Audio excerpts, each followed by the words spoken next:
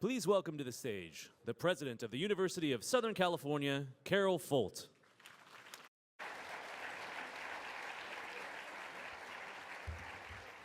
Good morning, everyone. You've probably all been up for about 4 hours, but thank you for coming. Let me get myself organized up here.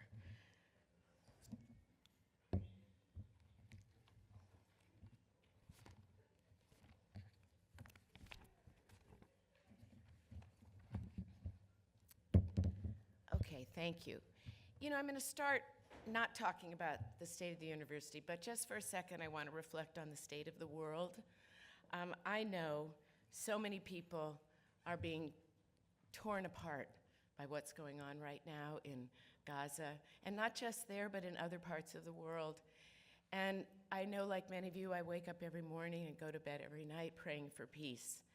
And I know that in spite of all that, what many of you are feeling, you're coming in every day, you're taking care of students, you're taking care of family, you're doing the things that you do. And I just want to take a minute and thank you for that and say, you know, how much I'm feeling for you, but I know everyone is, and we will continue to do what we do here while also continuing every day to pray for a better solution. So thank you, everyone, for that. And now we talk about the state of the university, where we do come every day. And, you know, as I was thinking about that, when I'm coming over to give this talk, I started thinking about really the incredible world that all of you, all of us create together. Our students, our faculty, our staff, our neighbors, our patients. And it is an amazing, amazing world. It as diverse as the world, people from around the world in every country, from every walk of life. We have people that are incredible academics and doctors in every single field. We have, when you think about the entire university, we have people that are leaders in every one of the major businesses. We've got authors, we've got actors, we have people that lead the boards of all the major companies. We've got people in the military doing the most protected research. We've got people that are creating jobs for millions, including people that are creating this thing that we are tied to forever. We have people that are taking care of people in every kind of community, doing service, policy. When you listen to a journalist, they probably have come in some way from some part of USC. If you see something on television, on movies and other areas, chances are someone's connected to USC. Now we're in the news always for our incredible sports, our Olympians. We even have astronauts. So that's the community that we're in. And in one way or another, they have been moved and touched by USC, and in turn have helped create USC. So no matter what I say today about the state of the university, that's the state of the university. The people that are here, the people that have come from here, and the people that will go from here. And that is such a precious part of our promise to the world, and it's something that I think gives all of us a real push in our lives. So I start by thinking about the word grace. This is something that I feel every day, but especially when times are tough. I see such grace in the way people here present to each other. There is amazing camaraderie amongst people here. I see it in our deans, a number of them here today, who take grace in the way they embrace new ideas from the faculty and teaching and approach challenges. I see incredible grace in the way the collaborators work together on discoveries meant to save lives. I see it in our students all the time, in the way they think about not only what they're doing, but why they're doing it, and what they want to change by doing what they do. And of course, I see it at our staff. They're at the heart of everything we do. And here, you see it more than anyone else directly in the patients and the communities where you serve. So grace is an important part of what I feel at this day. It's also gratitude. You know, we wake up every morning thanking people and feeling so privileged to be a part of this beautiful, historic campuses that we have, and it allows us to approach our work understanding that it's never about us, it's always about all the people that help us and the way that we do what we do. And then I think a lot about a beaker. Okay, that's my visual image. I like to think in visual images, and I've used this one before, but I figured this room could really relate to beakers. Although mine's a little bit old, it still sits on a Bunsen burner in my my first chemistry class.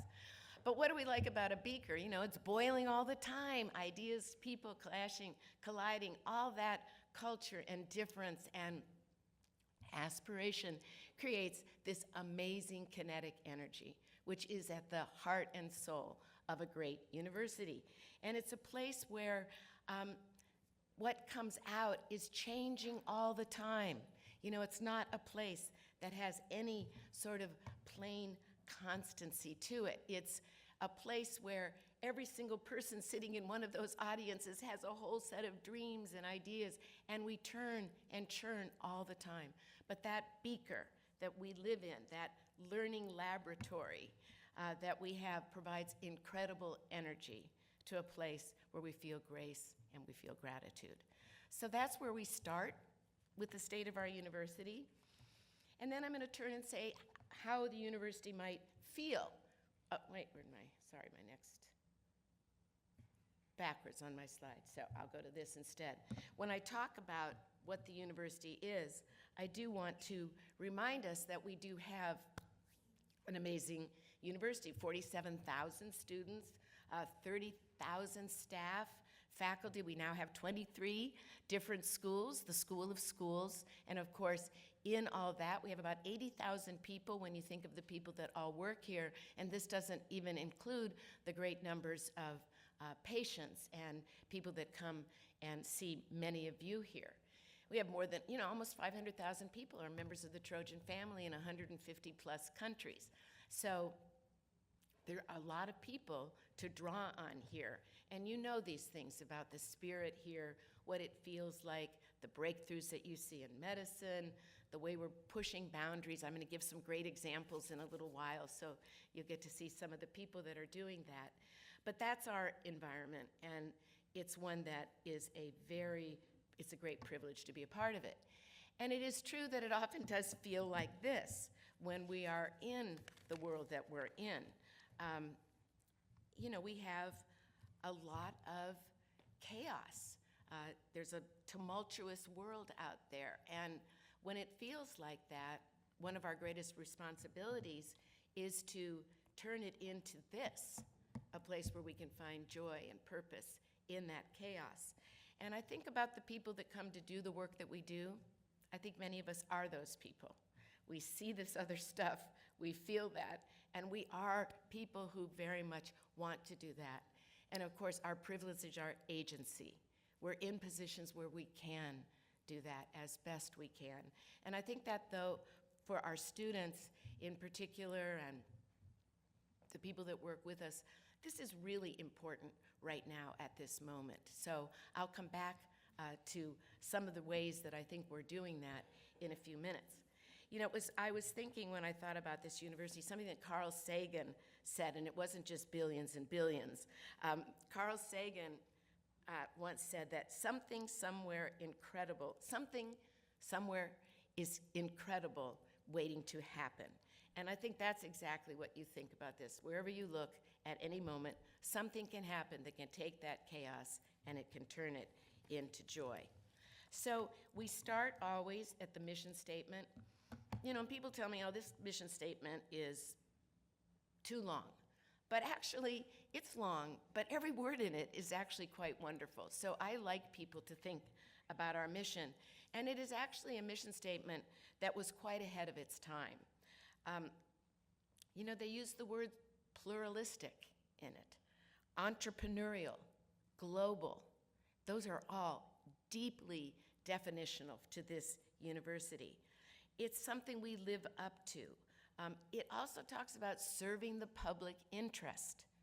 We're a private university, but that doesn't have anything to limit serving the public interest. In fact, in many ways, I think we're the most public university I've ever been at, and I've been at privates and public, in the dedication we have to serving in our communities and doing this in a way that really does improve public good.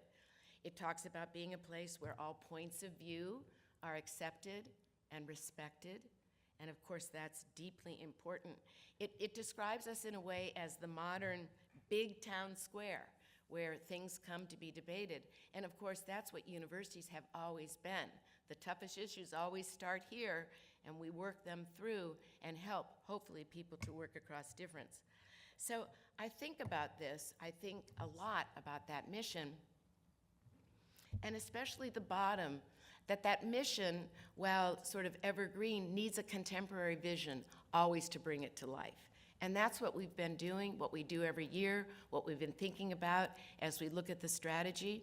And this, for me, 5 years in my time here at USC, I have seen incredible strides made toward this contemporary vision. What we're looking to do right now is not what we were talking about 5 years ago, and yet it has really moved and grown from the work of all of the people that work here and have helped to develop that. So I'll have some fun thinking about that. One of the distinctions also for our university is that our students have very great access to our faculty, staff, to our clinicians. In every laboratory, there are students working right there on the bench.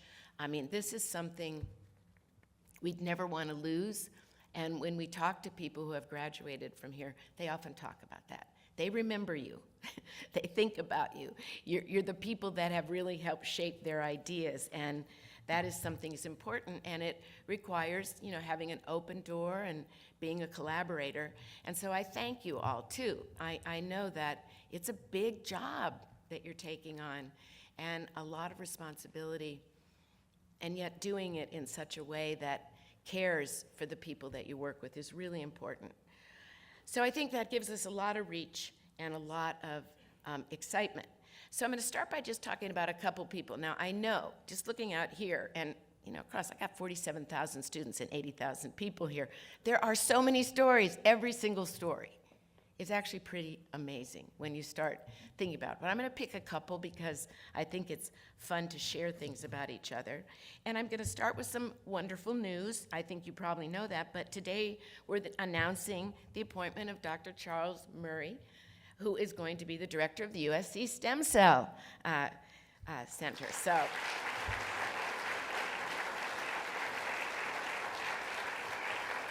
So he's going to chair the Department of Stem Cell Biology and Regenerative Medicine. I know many of you have been working on this. He's a world-renowned leader, and his hire is wonderful, wonderful for this university, really, for more than this university, for all the work that's going to come. And of course, I want to thank Andy McMahon for 12 incredible, exceptional years of leadership to really put us in this position as his leadership in this area. So I think let's give a round of applause for Andy. I'm not sure he's here today, but so it's always fun to start with a little bit of good news. I'm going to do as much as I can here to have the state of the university, but I'm trying to focus on what's happening here on HSC, while also talking about UPC. I mean, one of the big goals is to make it feel seamless, but I'm going to try to give a little bit more attention to HSC. And I'm going to start saying that the state of the university is strong. When I think about what we have going here, I will say that things in the health side have faced probably the biggest obstacles and churn of all the university. And I don't need to tell you that. I'm looking at a few people in the front row here who know it very well.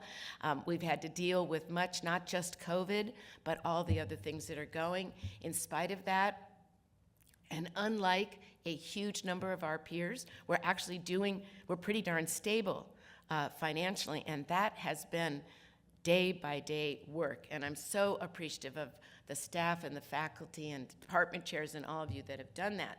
You know, and you can see some of these things that you're doing very well relative to your colleagues. You go down and look at that #1 in NIH dollars per investigator. That's worth a big round of applause, too, because that continues to persist here. that's why we know when we build that big research building, we're just going to continue to see more success because it's amazing the capacity that people have and the interest in doing it. The Care for the Caregiver program is still one of the programs, along with street medicine, that I've just felt so privileged to even see put in place and watched how that came about. I mean, revenues, it's hard to say, up 600% since 2009. It's small but mighty. And I know we're getting larger, and I know that you're working so hard on it, but it is important.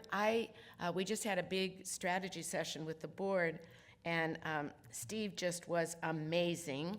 People loved that session on the health because outside of the board members that work in the health system, this is not the easiest to understand system in the world, which you all know.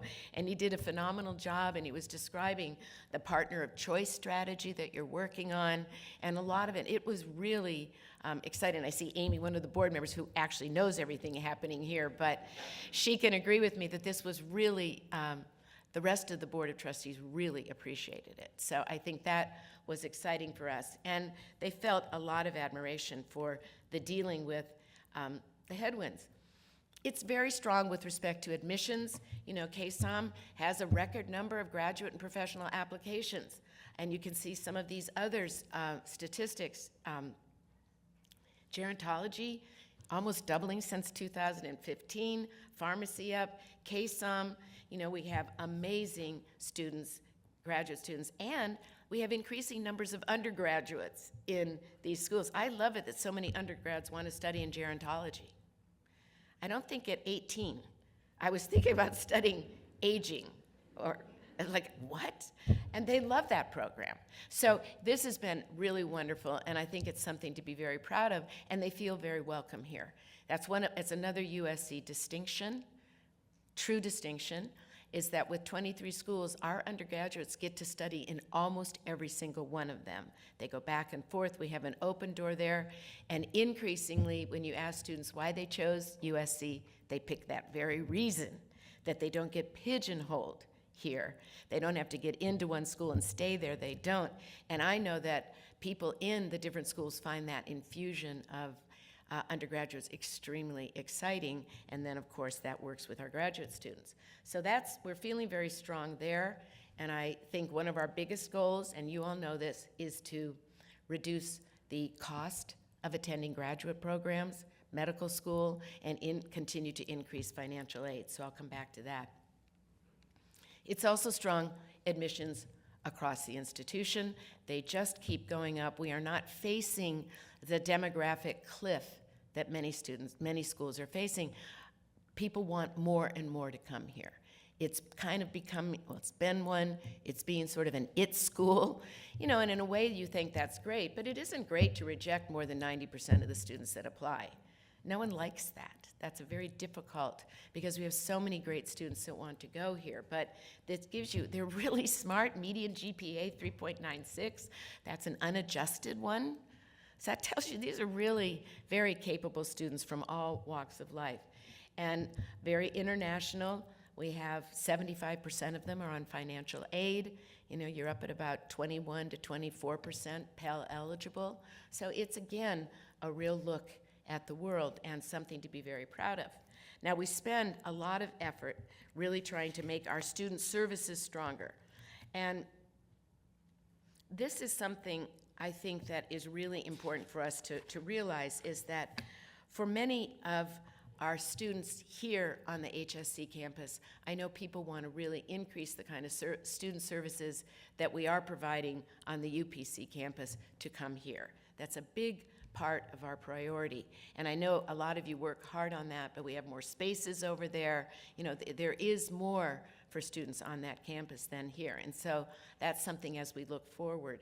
But I think it's been work that many have been involved in, and I see it as one of the big advantages of the building projects that we're putting in place, is to be able to add more of that care here.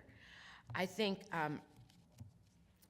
you know, we have real initiatives that start there that also are here. So recently, we just opened the Sustainability Center on the UPC, the hub on the UPC campus. And now that came about as an idea from the Sustainability Presidential Task Force that I put in place about 5 years ago. It's amazing, staff, students, faculty, and they wanted that central hub. But what they didn't realize really until pretty recently is how active green medicine is here. And I'm thinking about some of the first papers that came out of our school, the fact that both Steve and I are on the National Academy of Medicine's green climate and health initiatives. It's really important. So Sustainability Hub sits right now on the UPC campus, but the work of sustainability is all of our work. We think about that, and we know that we have a lot to do there. The more I'm with students, the more I realize this is so top of mind, so urgent. You know, I've been studying sustainability in some ways my entire professional life, and they think about it more than I do. That's how burning this is for them. And if things continue to change, as we have seen them, the speed with which they change, if that continues at that pace, 10 years from now, even more urgent. And we see it in California. And one of the interesting pieces for this group is how much climate affects health. It has an enormously negative, exacerbating influences on people, often in certain neighborhoods, in certain areas. So we have to take it very seriously. And I think we really are. We're still going for the 2025 carbon neutral. And that is very exciting to us, but realize that requires offsets. We haven't completely eliminated carbon, but we're in the process of getting there, and I think that's going to be one of the earliest that makes it to that level. Pretty impressive for campuses right in the middle of a huge city. Now, we've benefited from the city's own move towards green energy because it's allowed us to finally buy green power in a very different way. There's so much going on here, but I think it's something that's very important. Here at HSC, I know you've successfully eliminated the use of nitrous oxide. You know, each one of those is a big move forward. You know, you don't use those in your operating rooms at Keck and Norris, so that is helping us reduce our carbon footprint. I know you're also in discussions right now with industry partners to help us meet some more of these sustainability goals. And one of that, I've been told, is the customization of medical supply kits that would reduce waste. That is really important. That, when it scales, a little piece starts getting very large when that kind of work scales. So we're trying to really keep track of that and see a lot of places to grow. You know, we all know that it's important, the spaces that you're in are really important for us. And we've been thinking about that a lot when we redesign our spaces. And, you know, so over on the UPC campus, we've done a lot of work on the student spaces. We've also just recently done a lot of work in the Galen Center. How many of you have attended any of our women's basketball games? All right, good fans here.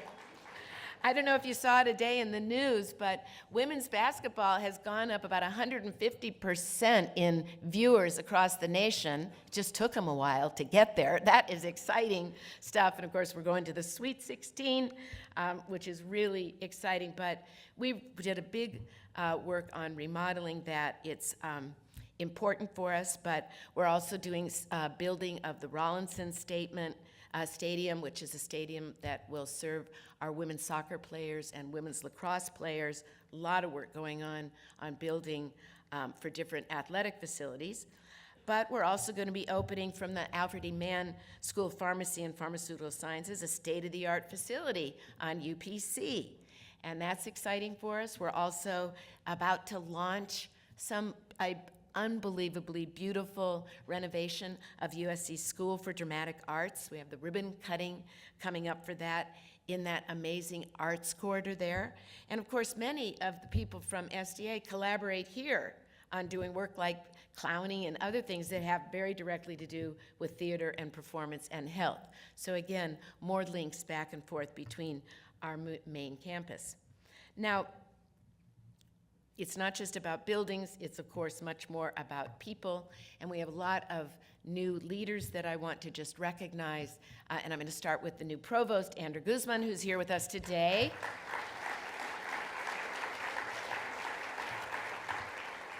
And you all know Andrew. He was the head of our School of Law since 2015, am I right about that? Yep, got that. He's an economist, he's a lawyer.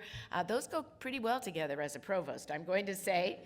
He's also an enormously innovative, compassionate, and caring leader. It's great to have him on the team, and I think he and Ishwar and Steve work together sort of as this panel of provostial level advisors for the university, so we're really excited to have him here. He came in July and started working from the day he was announced. So he was extremely happy, and I came out before I announced this too early yesterday, but I'm doing it again, that we've now just added Franita Tolson to our dean's list. She's now the new dean of the law school.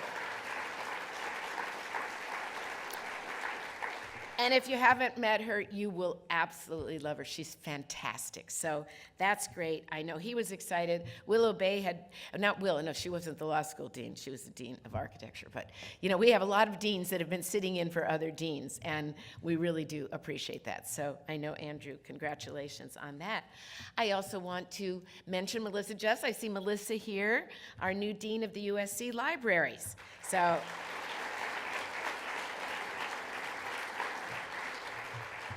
And she's very excited, has a lot of ideas about things that we need to do. Boy, libraries are another thing. They, almost like athletics, they've changed so radically just in 10 years.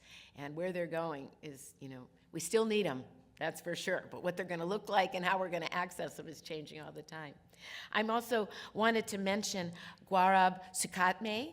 Many of you may know Gaurav, but he's just became or was announced as the director, or it's like the dean of the new School of Advanced Computing. And he's fantastic, and I'm going to give a little bit of a talk about that when I get to the frontiers of computing, but he's joined our ranks, and we also have recently hired a new dean of architecture, Brett Steele, who is now in that role. So we're excited to have those new deans. We also have brought in Jennifer Cohen, who is the new athletic director. She's just a national leader in athletics, deeply dedicated to student health and the things that we do with all of you in that way.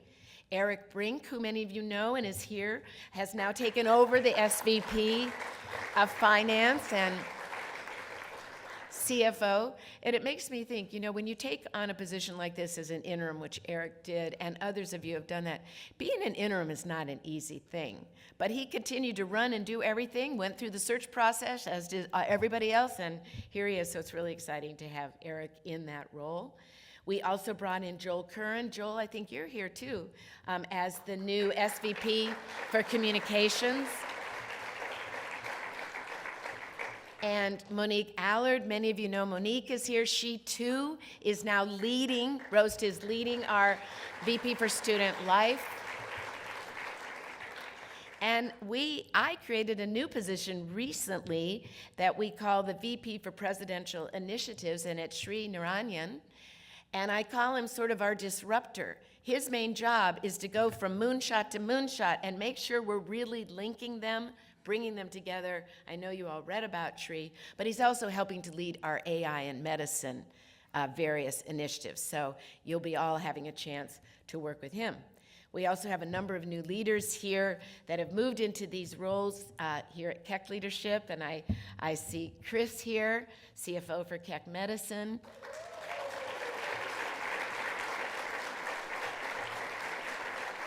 And we have Jamalik Omari Johnson, who's the chair of radiology. Are you here?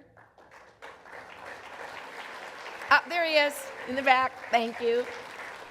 We have Susan Gurley here, is new for us also. And Alan Wayne as a new department in the chair of pediatrics. So, you know, those are pretty big jobs here at Keck. So excited to see all of them, looking forward to work with them. We've also added three more incredible people as university professors, and I think many of you know them, actually have very strong links in the health sciences. They're fantastic. We've also added in 4 new distinguished professors. So again, with many links right here in the health sciences. So thank you. So, we have also, in addition to all the distinguished professors, we just have an incredible body of talent in our faculty. And I'm just going to highlight a couple of them because I think it's fun just to recognize our colleagues. And I'm going to start with Marlena Fazo. Now, I think most of you know her. She is actually a KSOM geneticist and clinical assistant professor, just recognized as one of Time's 12 Women of the Year.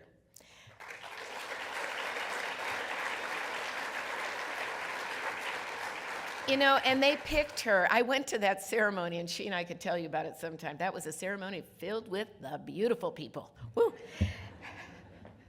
They were all tall, too, I gotta say. But it was an amazing event. And really, she was the real intellectual in that group. And they picked her because of her amazing work on the gene between HG, working on debilitating nausea and morning sickness in pregnancies. I mean, that's the kind of work that can affect millions, if not billions of people. And it's no surprise to many of us that it takes a woman to really get going in that area. She did it. So it was fantastic, and people just really were excited about her. I want to mention Yang Chai. We all know him. He's amazing. Our Ostrow School of Dentistry professor, associate dean, and he just won the 2023 Paul Goldhaber Award. And that's Harvard School of Dental Medicine's highest honor. So fabulous to see that.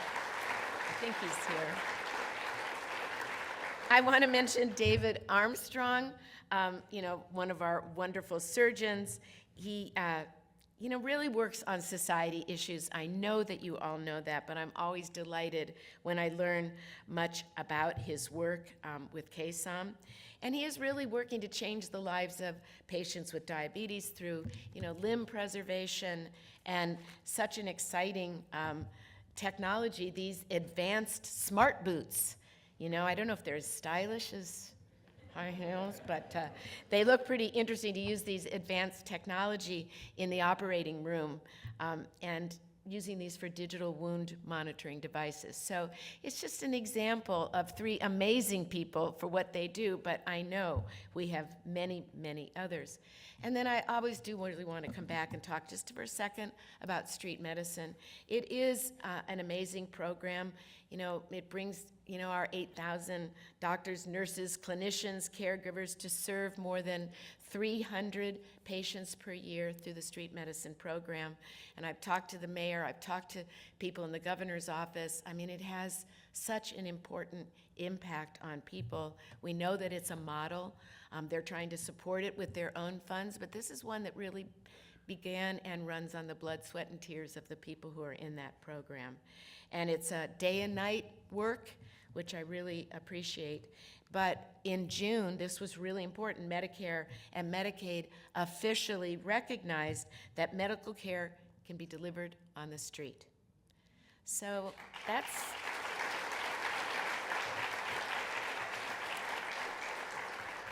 You just think about that, that gives you goosebumps. Just in June, we started realizing people on the street need medical care that should be covered by Medicare and Medicaid.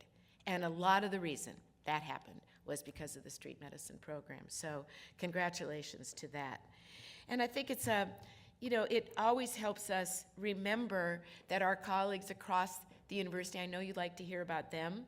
One of the people I wanted to highlight was this group, Ryan Daniels, who comes from the Iovine and Young Academy. And that's an amazing school that is very much designed towards innovation. A lot of it has work that's both in health and arts and everything. And he began to start a startup called Mira. and that was just recently purchased by Apple, and it is a core technology in Vision Pro.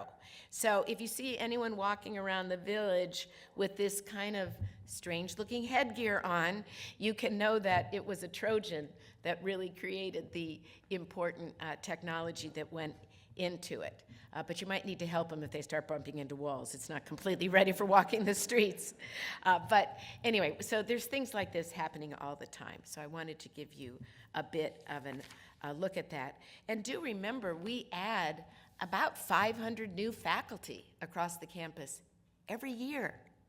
That is an amazing burst of energy and creativity that comes in, along with many, many thousands of students every year. So nothing stays static here. You know, the state of the university really is very strong with respect to research. And, you know, we're in that billion-dollar club. You know, we've come up almost 45%, I think, ish, since I started here just 5 years ago. And as I say, without more people, I don't know how much larger you can get that number, because people are performing extremely well in getting those research dollars. And it is work going to do good things. Now, this isn't the only kind of research. I didn't have the time to find out all the numbers of books and papers, but it's going to be in the tens of thousands of papers and books that are also creating research, not to mention all the performance and the creative practice. So it's vibrant in every field here. This is just the easiest one for us to count, because it comes together with numbers. But we're in top 10 in a number of our research areas, and we're not the largest in most of those places, but incredibly strong work there. And I think it's important that, you know, we've increased those processes by about 11%. Now this year, the federal budget looks to be staying flat in research, but that's actually good news, because we were really afraid it was going to be cut. Actually, sometimes the less the government does, the better for us right now, because at least it stays flat. Student aid staying flat probably, but research flat. And in spite of it flattening, our faculty continue to get greater and greater percentages of it. So congratulations to the work that you've been doing there. And this is really high impact work. I love some of these things that have been said. You know, the Quantum Center launching, the Techstars partner is a new program we're putting in place to help everybody launch their own new businesses. Radical new approach to studying environmental contaminants, new process to assemble DNA. You know, this is getting lots and lots of press in the work that people do. So I think it's important to see that. We do keep track of our metrics, and we are one of the most widely cited of all the universities in America, in part because the New York Times focuses a lot in California, focuses on us. We have amazing people in Joel's office and here who disseminate this research, and I have to tell you, the new SC in DC building is going to be a phenomenal launch pad for the work that we do and the impact that we can have in Congress and in all the foundations that are in that area. So very excited about that. And we see, if we see our great research, we know that it's a collaborative work. This is rarely something that a single person does anymore. Great examples come right here in this area for using the collaboration of so many of you to fight cancer. That is, what do people say? It's this particular group created something called the PINK test, and this PINK test is to help revolutionize doing the detection of breast cancer. And what I love about it is they have a mantra, and it's transformative discoveries are a team sport. Very appropriate for USC to be a team sport. And they just spoke to our women's conference, and it was very exciting for us. Another example of some of that great research is Dr. Linda Scher, that I know many of you know her, but I think this story is another wonderful story about our community. 44 years into her career as a liver transplant surgeon and clinical researcher at Keck, she was just awarded her first grant from the California Institute for Regenerative Medicine for stem cell research, moving into that area. So now she's going to be looking for a new source of organs for replacement and transplantation by growing human livers in pigs. So that sounds space age to me. I don't know about all of you, but if I just drop that at a dinner table, people go, what? So you can drop it too. You know, and there are just so many, these are the faces that give life to these statistics. Last year, Ish gives me this information, submitted more than 3,300 proposals to do amazing research, valued at over $4 billion, and received almost 2,400 of them, which is one of the greatest success rates in all of American higher education. So, thank you, and we want to continue to help you to do that. Now, I'll just go to finances. You know, the state of the university is strong in finances. And we're strong in a lot of ways, but in particular, we're strong because we are a destination of choice. We have amazing people that work here. People want to be here. And tuition and those sorts of things are very important. Our auxiliary services, the other things that we run, are doing quite well.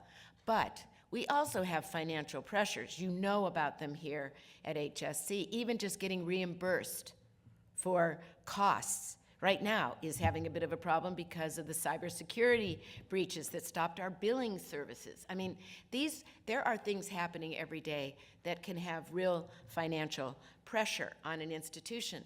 For us, though, the single biggest pressure that we still are dealing with is the loss of reserves. So when we had to pay out legal legacies and we had to pay for COVID in addition to the things that were reimbursed, which was a fraction of it, you know, that was basically using $3 billion of the unrestricted money we could come up with.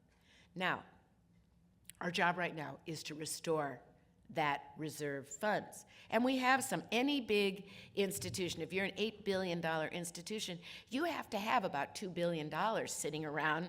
You know, what if the government shuts down tomorrow? It's not going to right now. But we need to be able to pay people. When you hit some big challenge, you have to be able to keep things going. And we're required to do that, so we're working very hard to get that reserve replenished and doing it without cutting in to two of my biggest commitments, financial aid and compensation, and also making good on some of our moonshots. So the main way that affects people is that it does mean we have to be very aware, particularly in building projects, that when we do them, we have the funds in hand. We can't say, oh, we're going to start it right now and raise the money for the next 10 years until we can restore those reserves. But we're still pushing ahead on these projects. It's really hard to get permits through the city right now. So even if we wanted to start them, we haven't got the permits for a lot of these projects yet. So we're not stopping that push forward. But you will hear, and we're asking every dean, every single part of the institution to be very, very mindful that every single dollar has to count. And if you don't need to do it now, you should hold on to it. And in particular, that's because I want to protect our ability to compensate people. And the needs to doing that are increasing. You know, the cost of living is high here. So these are things we're really thinking about.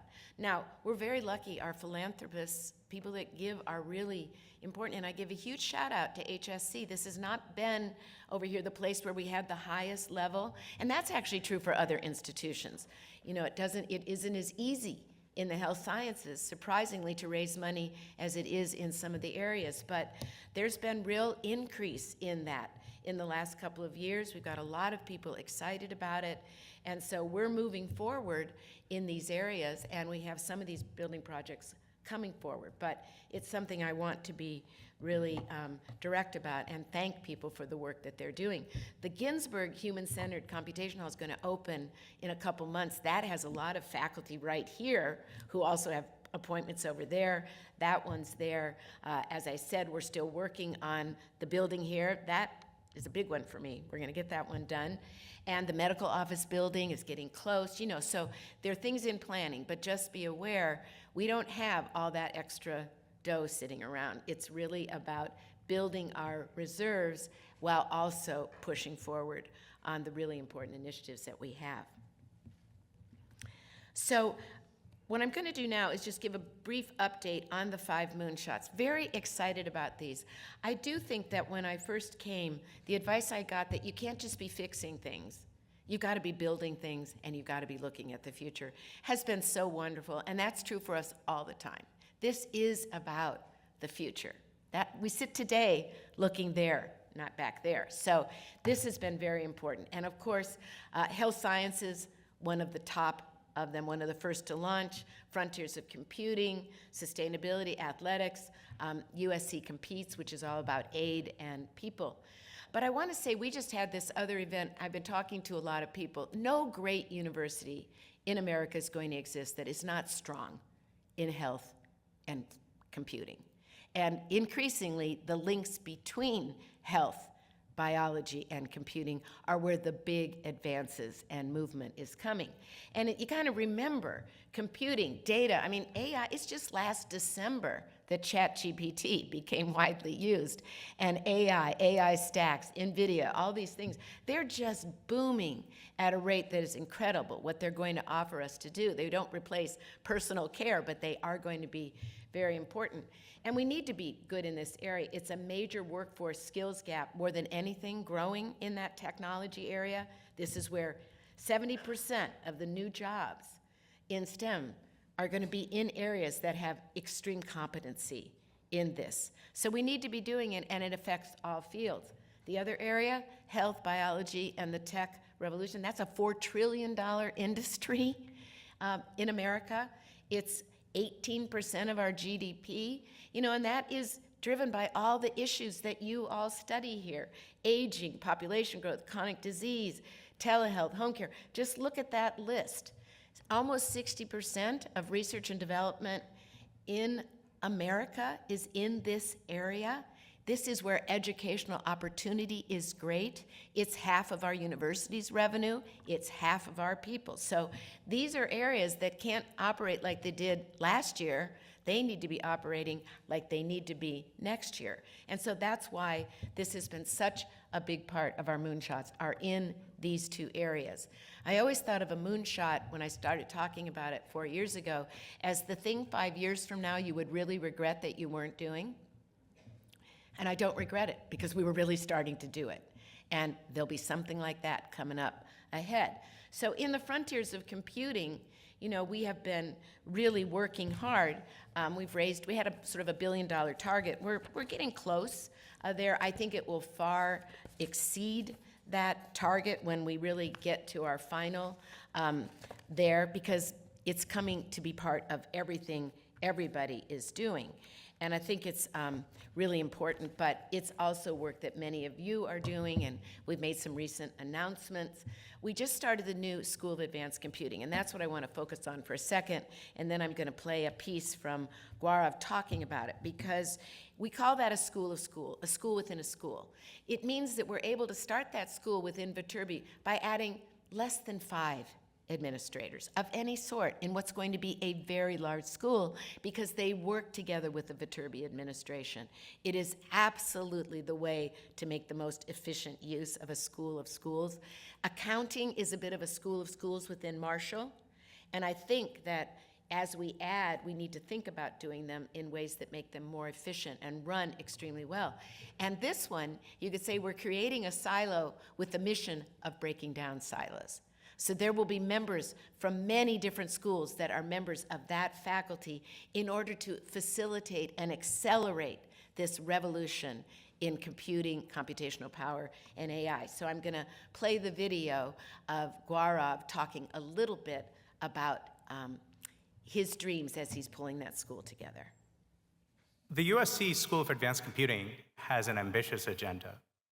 We seek to build a community of scholars dedicated to expanding the frontiers of computing, not only in computer science or electrical engineering and other engineering disciplines, but in all areas that our university operates in. And in this endeavor, we will build on USC's long-standing strengths and well-acknowledged strengths across all our schools. Our work will be firmly rooted in solving important societal problems that address issues of sustainability, issues of global health, issues of governance in society, and so many others. It will be home to innovative new programs in computing to ensure that every USC student learns about explosive modern advances in machine learning and artificial intelligence, while developing a grounding in the fundamentals of computing that underpin these technologies and their applications. So I know many of you will be working with him on that, and it's quite exciting. It has already quite a bit of funds to add faculty and students, really important. Health Sciences 3.0. This has really been moving forward. I think we're very excited about it in so many ways. I mean, I can't tell you all the things going on, but we've been that 200 million plus in 2024 is our greatest ever, and we think we're going to need to get to the point where we're bringing in 400 million a year to be able to really reach our dreams there. And the research funding, I mean, just look, that doubling research funding since 2015, congratulations on that. That's important.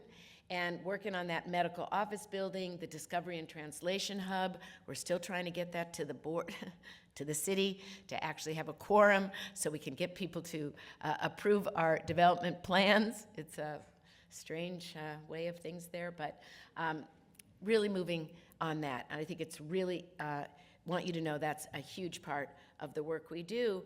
And what I'm loving to see is many people from USC really did not know about the health part of it. That separation of our campuses. I wish we could eliminate it, but we're certainly separating the way we think about it and the connections. And every time we talk about it, people are so proud of it. They're just really excited of what's happening here. Now, we have a moonshot in sustainability. I'm not going to go through all of it, but it's really progressing. I talked a little bit about it earlier, but that green medicine is one that I'm very excited about, and I think it's something that we all will be will be involved in. Here's an example of one of our people who is actually working on it, Jesse Goodrich. Many of you probably know Jesse, who is here at KSOM. He's an assistant professor. Remember, a lot of people working on things are just starting their careers, and it's very exciting, but he was the person who uncovered key findings about PFAS, those terrible forever chemicals that are in the environment, and how that's impacting our diet.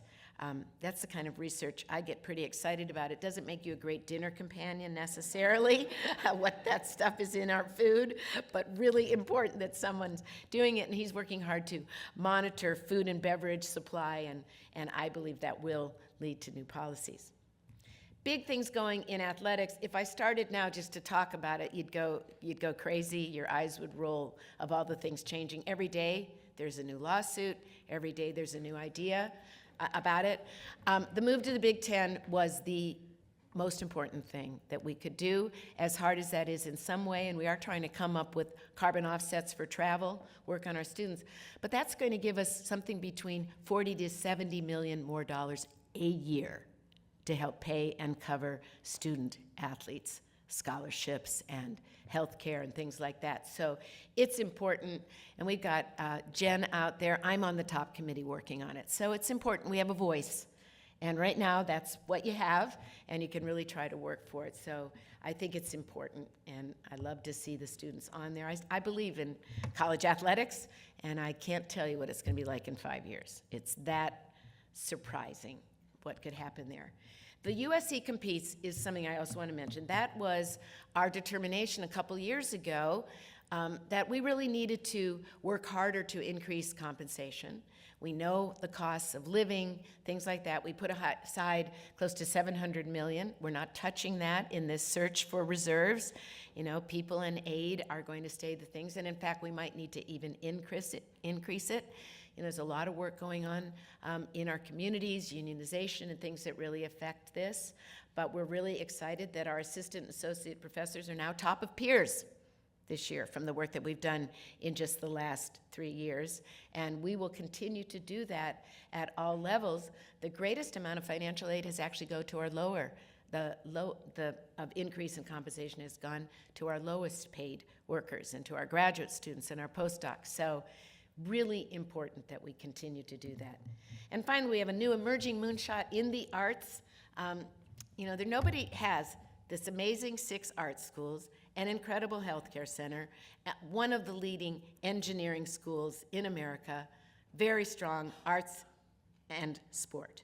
That is what this institution has. You look at the big ones. NYU, it's got 3, but no sport. You got, a lot of them have 3 or 4, very few. The only other kind of place that has it is something like Michigan, a huge public.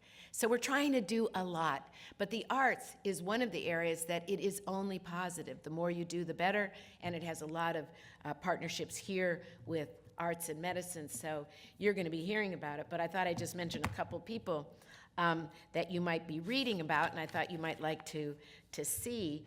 One of them is Ludwig Göransson, and he's a Thornton alum.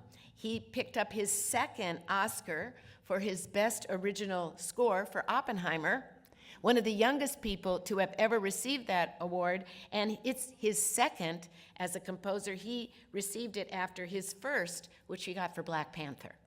So just remember, USC person, when you see that. Here's another one of our incredible faculty, Percival Everett. Many of you know him. He's a distinguished professor of English at Dornsife.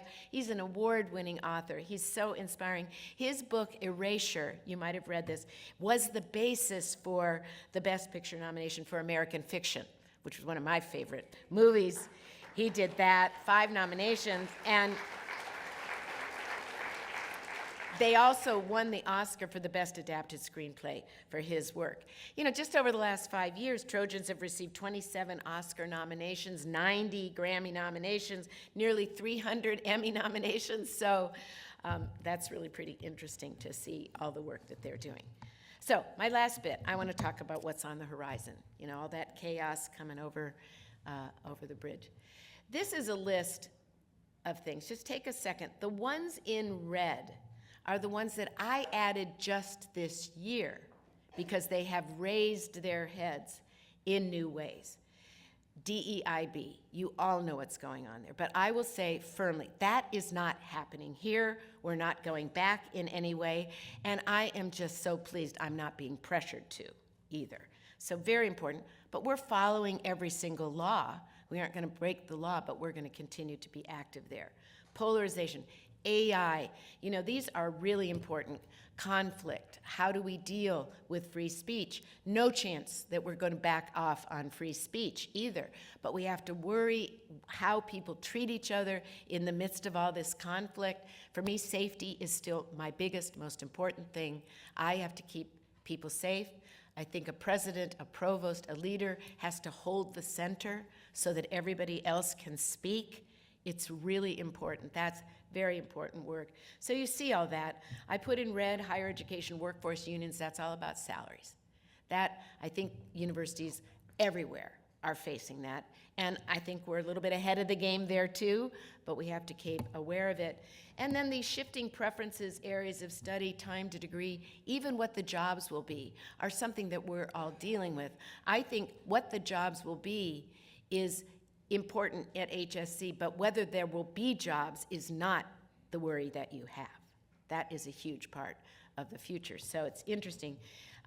Steve made one for me, just the winds of change in healthcare. Start thinking about what are the issues we're dealing with there. And these aren't all bad things. In fact, every one of these things is an opportunity. But these are changes that as you build a modern institution, you constantly have to be aware of. Think about how you're doing it. And some of them, cybersecurity, that is a constant threat for us. We have to get better there. Increasing costs, lower margins, has huge influence. So I put these up here to let you know that there are people working on every single one of these things that you see as this winds of change here. So I hope you can feel good to know that we're not stupid. I'm going to say we. I'm going to say none of us are because we're aware of it. We know this needs to be worked on. And for many people, this is part of the challenge. How do we take and turn what could be something very difficult into unique opportunities for us? And we have many, many ideas about that. Now, what the government does is it tries to regulate you. That's the only thing the government does is they take your money, give you laws, regulate you. So it comes down through regulation. One of the reasons we have tripled our people working in state and federal relations, really important. They help fight off bad laws. They help having an influence on good ones. I honestly think they save us hundreds of millions of dollars in some areas, and it's really important. But if you look at the regulatory uncertainty, these are the areas that I just put up there because there are laws being considered in every one of these areas right now that could affect us. But I put yellow circles around the ones that I think are actually most important. We're not in trouble with admissions and affirmative action. We have made big changes in the way we're doing our own online politicization. I think we're doing as good a job as anyone. I don't know what you can ever say that you can fix that. That's something you just work on all the time. But affordability, the big area is graduate debt. And the moves made recently in the medical school to reduce the size of the entering class, I give you huge kudos for that. People often think you have to grow your way to greatness, and often you do, but in this case, we had to shrink our way to greatness, and some of that reduction in size has a huge positive influence on our ability to give financial aid and to give great experiences for our students. So I really commend people thinking about that, but we need to think about that. Athletics regulation, as I said, has huge impacts. There's also a lot, you hear about nonprofit taxing, endowments. I know you've all seen that. You know, we have an endowment close to $8 billion, but they look at endowments on a per capita basis. How many students do you have? And they divide the endowment by the number of students. Our endowment per capita is about 130th. We're not that large there.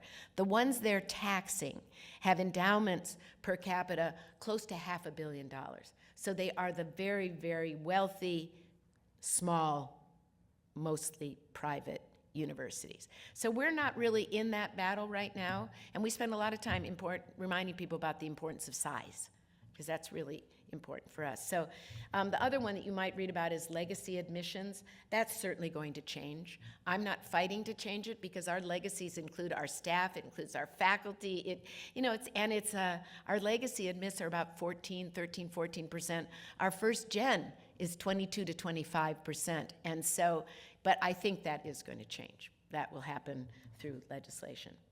And we're taking so many actions. I could go through each one of these, but every single one of those pressures has actions. For us, keeping great students and great work is the most important thing. Our value proposition is that we're an amazing place. We give people and set them up for wonderful lives to change the world. We have to stay ahead, as I said. We need to invest in undergraduate and graduate affordability. That's probably the first thing I did when I came here, remember, was to put in the 80,000 limits that you tuition free under $80,000 a year for a family. That may need to go up. And these things are really important, and we really want to reduce the cost of our graduate programs and our medical school. And we need to really expand our national and international competitiveness. And I was going to show one quick slide. We just got back from India. It was an amazing trip. Some of you were with me there. India is a place where we are really very actively involved. So we look at that international and that national reputation. And I think it's very important that we continue to do that kind of work. And I was just going to give you this snippet. We did this innovation summit with some of our faculty. Indy was there and others came with us. And Eric Garcetti, who is now the ambassador to India, came and spoke. So I'll give you a little snippet of that.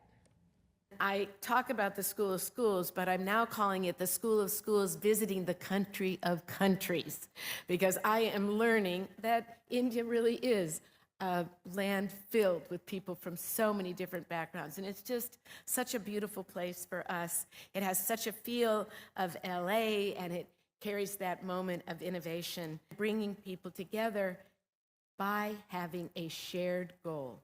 A vision, a dream that you really believe in, so you want to work together.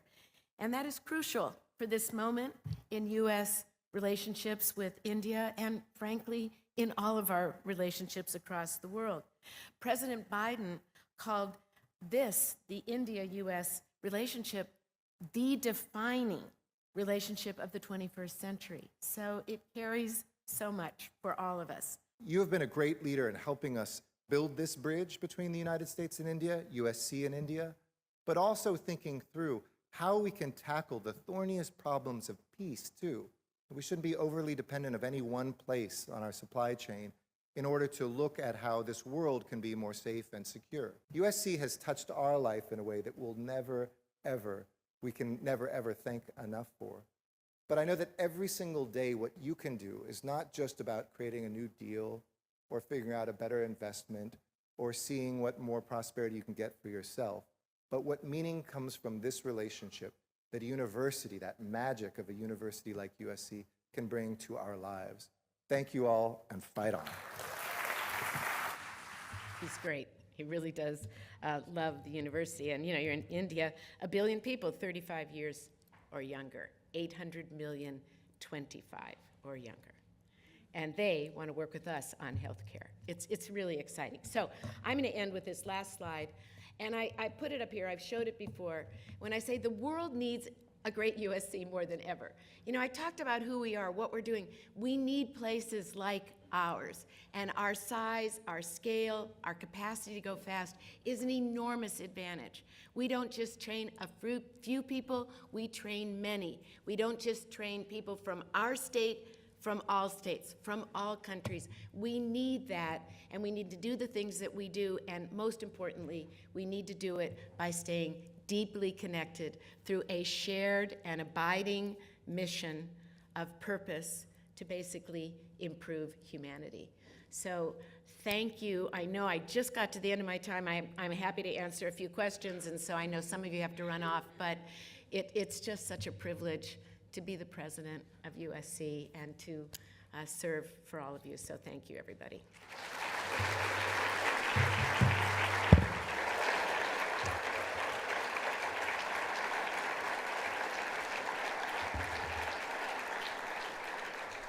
And I won't be offended if you get up and you have to walk out, if it's so good. This is a question, I guess they've someone come in talking about the School of Advanced Computing, creating a digital backbone for the campus. I think this is what you heard Gaurav say is the thing that's really distinction.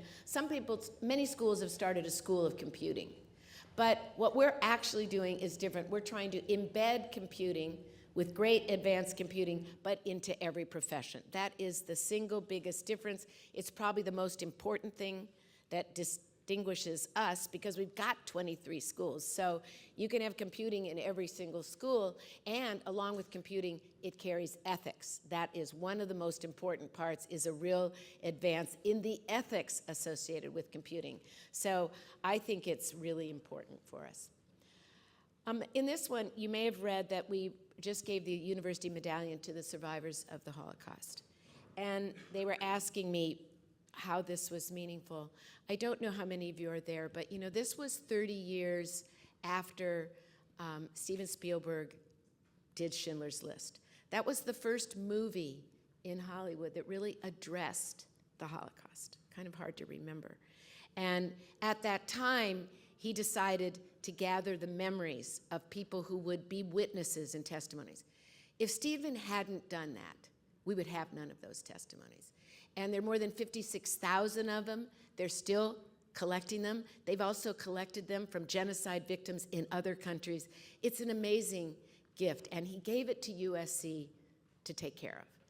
When I came here, I thought that's one of my most solemn promises has to be to keep that collection safe, and most importantly, to use that collection. And this was an amazing event. I decided, and then brought that to the trustees to do that University Medallion. It's our highest possible honor.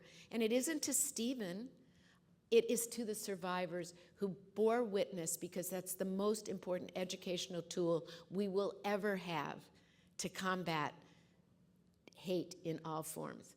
The main thing I want to say is the theme over and over. There were more than 30 survivors there, and Stephen himself talked about growing up, learning his numbers by looking at the numbers tattooed on people's arms who had been in concentration camps. And they said that in their families, the word you didn't use was hate, because nothing breeds hate more than hate. So it was deeply meaningful, very, very, it's timely always, sadly, and timely now. So that was what I could say about that. It was wonderful. It was really touching. The survivors were amazing. And such, I'm going to say such optimistic people. It's incredible. Last question. Okay, is there another one? I think they want to let you go. So that is the last one they're putting forward. So again, I just really appreciate it, and thank you. Thanks, everybody. Fight on.